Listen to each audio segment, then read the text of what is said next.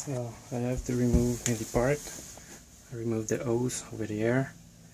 I remove the nut, but at the end I have to remove all the bolt where's the mount supposed to be fixed. So by removing those nuts I could remove the spline over here, so I have the gap to remove this. So I pull the motor, the engine forward, so I could release from this spline. I remove all the four motor mount. You've got the main connection over here, so you have to untie this. I remove all wire, coolant wire.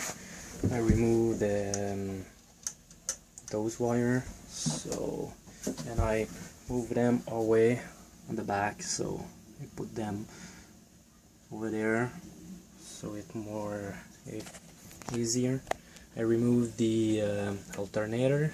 This was a bit painful because it was jammed on the shaft, so I have to turn it and put some loose nut. So that's the preparation.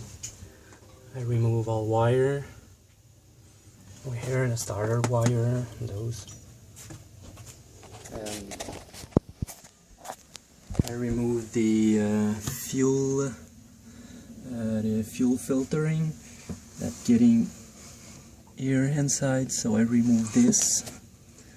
I remove the strap-on for the muffler exit water.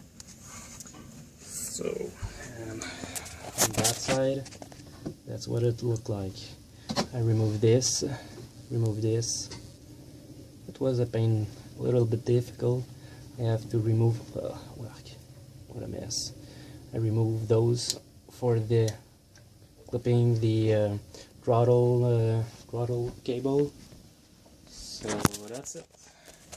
I'm ready to raise the motor, so we could hang on this and this with a chain or something like this, and then pull the motor in front and getting outside. So thank you, enjoy.